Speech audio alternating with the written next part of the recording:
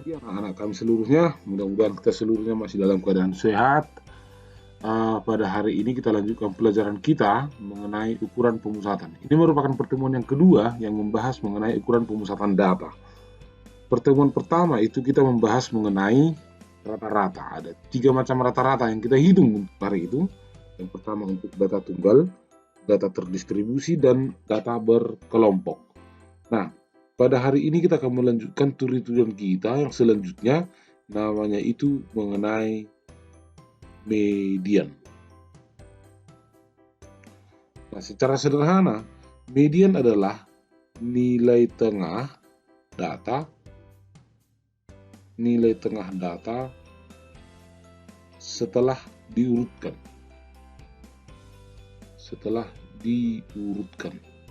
Nah, dibaca saja diurutkan majahon. Jadi kalau misalnya kita urut datanya, mulai dari yang paling kecil sampai yang paling besar. Katakanlah misalnya ini data minimumnya, lalu ini data maksimumnya.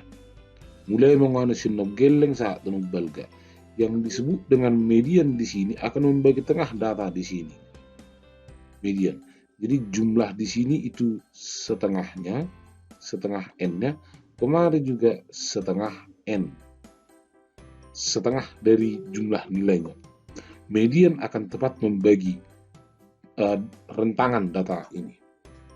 Nah, maka akan ada 2 cara untuk menentukannya. Yang pertama, untuk data tunggal itu tergantung kepada jumlah datanya, apakah dia ganjil atau genap. Tabaya ko songonon. Misalnya songonon, molo adong tolu songonon. Data pertama, data 1, data kedua, data ketiga. Maka data tengahnya pasti ini, data kedua kalau ganjil. Atau kalau misalnya saya ada 2, 3, 4, 5. Karena yang ganjil 1, 3, 5, 7 dan seterusnya. Ini data 1, data 2, data 3, data 4, data ke-5. Nilai tengahnya itu pasti di sini, data ketiga. Ini untuk N sama dengan 5, ini untuk N sama dengan 3. Nah, secara sederhana kalau untuk N-nya sama dengan ganjil, maka median itu adalah data yang ke N tambah 1 dibagi dengan 2. Contohnya misalnya begini, molo tolu data anak kalau 3 datanya, maka mediannya itu adalah data ke tolu tambah sada dibagi 2. Tolu tambah sada 4 dibagi 2, 2 berarti data kedua. Kalau misalnya ada 5 datanya, maka mediannya maka pastikan ketiga ceritanya ini adalah data ke 5 tambah 1 dibagi 2. Berarti sama dengan 5 tambah 1 itu 6, dibagi 2 itu 3. Maka mediannya adalah data ketiga. Jadi kalau misalnya ada 101, katakanlah 101. Maka mediannya ini nanti, ini adalah data ke 101 tambah 1 dibagi 2, 100. Saya tambah saya ada 102. Dibagi 2 berarti data ke 51. Kira-kira begitu menentukan median untuk nilai N yang ganjil. Ganjil ini ya, untuk N yang ganjil. Nah, untuk N yang genap kan dimulai dari 2, 4, 6 dan seterusnya. Nah, katakanlah datanya itu ada 2. Mediannya nanti adalah rataan dari yang tengahnya ini. Rata-rata ninyon, tuson. Katakanlah misalnya mula 4, data 1, data 2, data 3, data 4. Asal pas terbagi 2 ikut menong posisi nih median. Maka mediannya itu adalah data kedua tambah data ketiga dibagi dengan 2. Maka untuk yang genap, median itu sama dengan data ke setengahnya ditambah dengan data ke N tambah 1 lalu dibagi 2. Ini data ke N per 2 tapi tambah 1. Tapi yang diambil hanya setengahnya ini dikali dengan setengah. Coba contohnya misalnya begini. Contoh misalnya, kalau ada misalnya data-data katakanlah 1, 3, 7, 6, 4, 2, 1. Maka untuk menentukan mediannya kita urutkan dulu. Tentukan mediannya. Misalnya, dulu tak urut juga misalnya galeng. 1, ada 2 sisa ada. No, baru 2, 3, 4, 6, lalu 7. Jumlah datanya 1, 2, 3, 4, 5, 6, 7. Ada 7 datanya. 7 itu ganjil. Berarti mediannya adalah data ke-7 tambah 1. Mediannya adalah data ke-7 tambah 1 dibagi 2. 7 tambah 1, 8. Dibagi 2 sama dengan 4. Sada 24, nagabi mediannya. Perhatikan letak 3 ini. 3 ini membagi data ini terbagi 2 samsat. Tulu data tu beribon. Tulu data tu beribope 3 data. Nah, sampai di sini saya yakin untuk data tunggal bisa diikuti ya. Baik. Ide pertama tadi penjabaran untuk data tunggal. Nah, sekarang kita lanjutkan pembahasan kita untuk data yang tidak tunggal. Dengan kata lain itu datanya itu datanya berkelompok. Data berkelompok. Untuk data berkelompok rumusnya ini agak bertele-tele. Median ini sama dengan tepi bawah TB ditambah setengah N. Ini TB tepi bawah, N setengah dari jumlah seluruh datanya dikurang sigma F sebelum median dibagi dengan frekuensi kelas mediannya lalu dikali dengan C. Dengan penjelasannya begini. TB ini adalah tepi bawah kelas mediannya. Lalu selanjutnya N ini menyatakan jumlah seluruh datanya. Jumlah seluruh data. Lalu sigma F sebelum kelas median ini menyatakan jumlah frekuensi sebelum kelas median.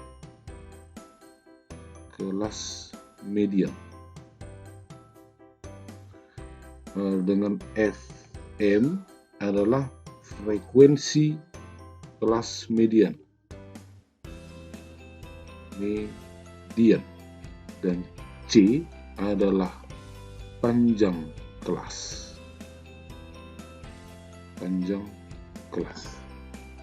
Bertele-tele rumusnya ini. Nah, rumus yang ini berlaku baik untuk data yang ganjil maupun untuk data yang genap. Nah, jadi saya buat contohnya misalnya begini. Kalau kita buka buku paket kita, buku paket yang sudah dibagi dari perpustakaan, saya ambil contohnya itu halaman 68. Data yang disajikan berikut merupakan data pendapatan neto 45 perusahaan besar di Indonesia dalam miliar rupiah. Itu kan mediannya, misalnya begitu. Nah, yang pertama ini untuk menentukan frekuensinya kita tambah dulu frekuensi kumulatifnya. Jadi ini 2, baru ini 2 tambah 8 itu 10, 10 ditambah 15 25, 25 ditambah 7 32,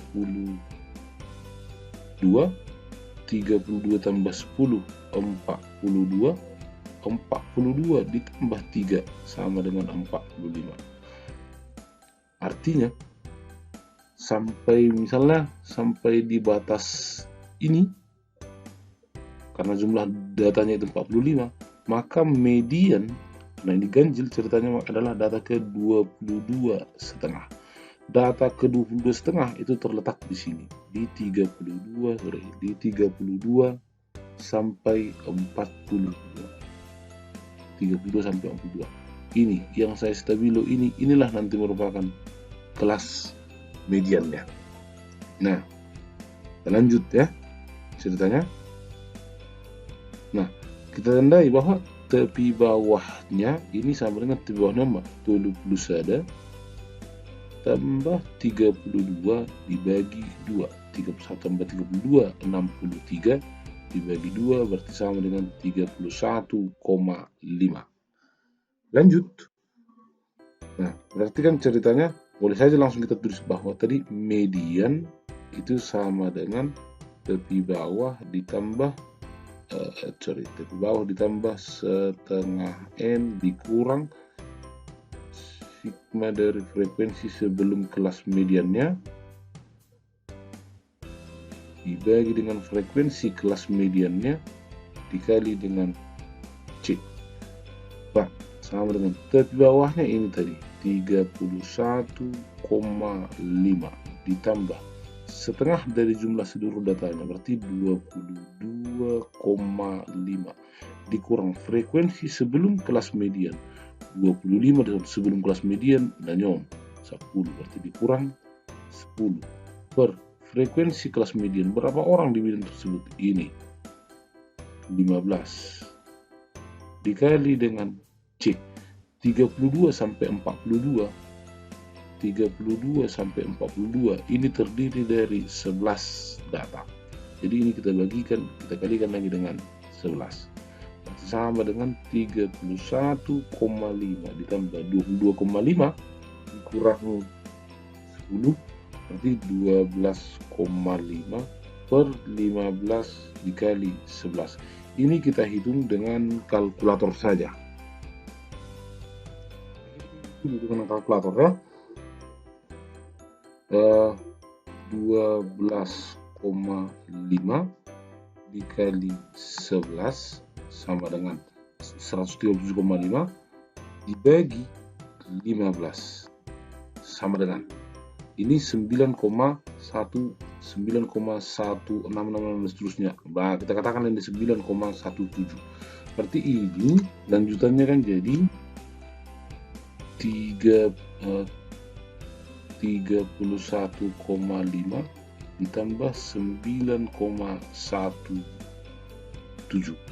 Nah, kalau ini kita jumlahkan, ini kan jadi 40,67. Maka mediannya adalah 40,67. Nah, hari ini kita bahas median saja. Minggu depan kita akan bahas ukuran pemusatan lainnya, yaitu modus. Sebagian mungkin sudah pernah mendengar mengenai modus. Nah, untuk hari ini kita cukup bahas mengenai median saja. Saya ulangi rumus-rumusnya ini. Penjelasannya saya yakin sudah cukup jelas, diulang-ulangi saja kalau kurang paham. Nanti akan ada tugasnya, dicatat ini, disertakan catatannya sebagai tambahan dari tugasnya. Mudah-mudahan video ini berguna, bermanfaat. Selamat pagi dan selamat belajar.